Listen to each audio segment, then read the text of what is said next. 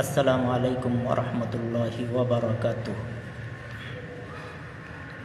আজকে আমি একটি দোয়া নিয়ে আলোচনা করব, যে দোয়াটি অত্যন্ত গুরুত্বপূর্ণ এবং খুব ইম্পর্টেন্ট একটি দোয়া।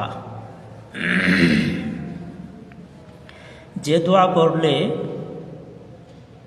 আমাদের নবী জনাবে মুহাম্মদুর রাসূলুল্লাহ সাল্লাল্লাহু আলাইহি ওয়াসাল্লাম বলেছেন যে এই দোয়াটি পাঠকারী ব্যক্তিকে আমি নিজে তার হাত ধরে তাকে আমি জান্নাতে প্রবেশ করিয়ে দিব।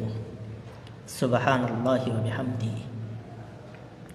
তে দোয়াটি হচ্ছে, রদিতু বিল্লাহি রাব্বাও ওয়া বিল ইসলামি দীনাও ওয়া বি মুহাম্মাদিন নাবিয়্যা সাল্লাল্লাহু আলাইহি ওয়াসাল্লাম। রদিতু বিল্লাহি রাব্বাও ওয়া বিল ইসলামি দীনাও ওয়া বি মুহাম্মাদিন নাবিয়্যা সাল্লাল্লাহু আলাইহি ওয়াসাল্লাম। দোয়ার অর্থ হইতেছে যে আল্লাহকে প্রভু হিসাবে পেয়ে,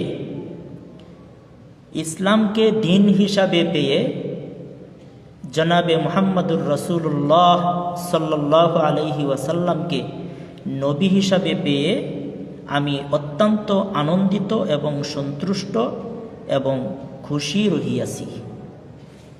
দোয়াটির অর্থ হচ্ছে এই, যে আমি আল্লাহকে নবী হিসাবে পেয়ে, আল্লাহকে রব হিসাবে পেয়ে এবং ইসলামকে দিন হিসাবে পেয়ে এবং আমাদের নবীকে মুহাম্মদুর রাসূলুল্লাহ সাল্লাল্লাহু আলাইহি ওয়াসাল্লামকে নবী হিসাবে পেয়ে আমি সন্তুষ্ট এবং আমি খুশি আছি। তে এই দোয়াটি অত্যন্ত গুরুত্বপূর্ণ। মুনাইজির একজন সাহাবী মুনাইজির রাদিয়াল্লাহু তাআলা আনহু বলেন যে রাসূল করিম সাল্লাল্লাহু আলাইহি ওয়াসাল্লাম বলেছেন, যে ব্যক্তি সকাল বিকাল অর্থাৎ মাগরিবের নামাজের পরে এবং ফজরের নামাজের পরে এই দোয়াটি পাঠ করবে, আল্লাহর রাসূল বলেন তার হাত ধরে আমি তাকে জান্নাতে প্রবেশ করিয়ে দিব। সুবহানাল্লাহি ওয়া বিহামদিহি। এই দোয়াটি হাদিসের সমস্ত বড় বড় কিতাবের মধ্যে আসছে। মুসনাদে আহমদের মধ্যে আসছে, তিরমিজি শরীফের মধ্যে আসছে এবং ইবনে মাজা শরীফের মধ্যে আসছে, মুসলিম শরীফের মধ্যে আসছে এবং আবু দাউদ শরীফের মধ্যেও এই দোয়াটি আনা হয়েছে। তে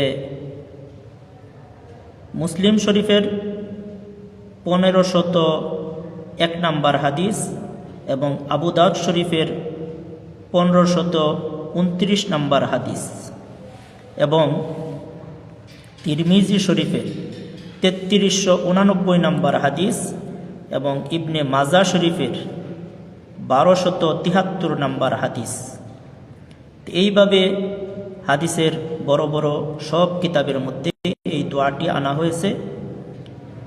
আরেকটি হাদিস এই দোয়া সম্পর্কে আমি বলি, যে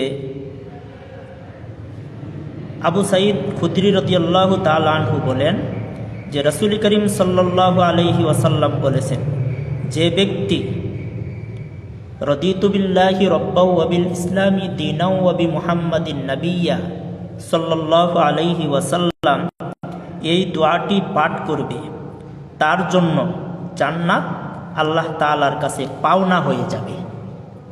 সে আল্লাহর কাছে জান্নাত প্রাপ্য, তাকে আল্লাহ জান্নাত দিতে বাধ্য, তাকে আল্লাহ তাআলা জান্নাত দিয়ে দিবেন। এবং অন্য আরেক হাদিসের মধ্যে আসছে,